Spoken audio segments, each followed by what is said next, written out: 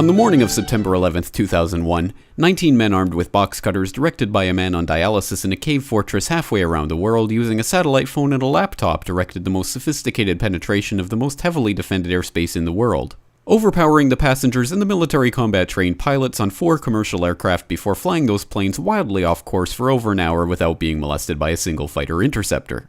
These 19 hijackers, devout religious fundamentalists who like to drink alcohol, snort cocaine, and live with pink-haired strippers, managed to knock down 3 buildings with 2 planes in New York. While in Washington, a pilot who couldn't handle a single-engine Cessna was able to fly a 757 in an 8,000-foot descending 270-degree corkscrew turn to come exactly level with the ground, hitting the Pentagon and the Budget Analyst Office where DoD staffers were working on the mystery of the $2.3 trillion that Defense Secretary Donald Rumsfeld had announced missing from the Pentagon's coffers in a press conference the day before, on September 10th, 2001.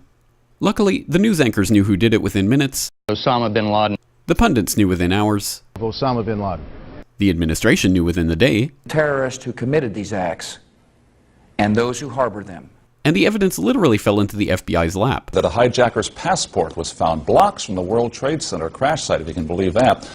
But for some reason, a bunch of crazy conspiracy theorists demanded an investigation into the greatest attack on American soil in history. That investigation was delayed, underfunded, set up to fail, a conflict of interest, and a cover-up from start to finish. It was based on testimony extracted through torture, the records of which were destroyed. It failed to mention the existence of WTC-7, Able Danger, P-TECH, Sibel Edmonds, OBL and the CIA, and the drills of hijacked aircraft being flown into buildings that were being simulated at the precise same time that those events were actually happening. It was lied to by the Pentagon, the CIA, the Bush administration, and as for Bush and Cheney, well, no one knows what they told it because they testified in secret, off the record, not under oath, and behind closed doors. It didn't bother to look at who funded the attacks because that question is ultimately of little practical significance. Still, the 9/11 Commission did brilliantly answering all of the questions the public had, except most of the victims' family members' questions, and pinned blame on all the people responsible, although no one so much as lost their job, determining the attacks were failure of imagination. Because nobody in our government, at least, and I don't think the prior government that could envision flying airplanes into buildings. Except the Pentagon, FEMA, NORAD, and the NRO. The DIA destroyed 2.5 terabytes of data on Able Danger, but that's okay because it probably wasn't important. The SEC destroyed their records on the investigation into the insider trading before the attacks, but that's okay because destroying the records of the largest investigation in SEC history is just part of routine record keeping. NIST has classified the data that they used for their model of WTC-7's collapse, but that's okay because knowing how they made their model of the collapse would jeopardize public safety. The FBI has argued that all material related to their investigation of 9/11 should be kept secret from the public, but that's okay because the FBI probably has nothing to hide.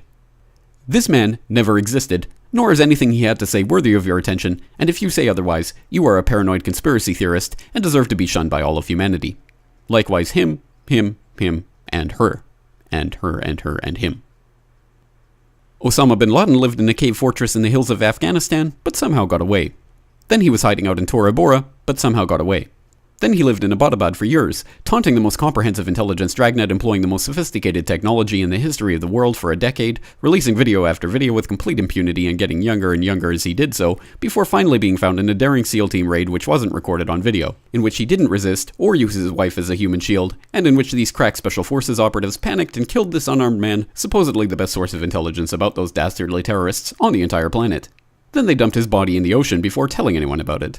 Then a couple dozen of that team's members died in a helicopter crash in Afghanistan. This is the story of 9/11, brought to you by the media which told you the hard truths about his head could be seen to move violently forward. And they took the babies out of the incubators. And mobile production facilities. And the rescue of Jessica Lynch. If you have any questions about this story, you are a batshit paranoid tinfoil dog-abusing baby hater and will be reviled by everyone. If you love your country and or freedom, happiness, rainbows, rock and roll, puppy dogs, apple pie, and your grandma, you will never ever express doubts about any part of this story to anyone. Ever. This has been a public service announcement by the Friends of the FBI, CIA, NSA, DIA, SEC, MSM, White House, NIST, and the 9/11 Commission. Because ignorance is strength.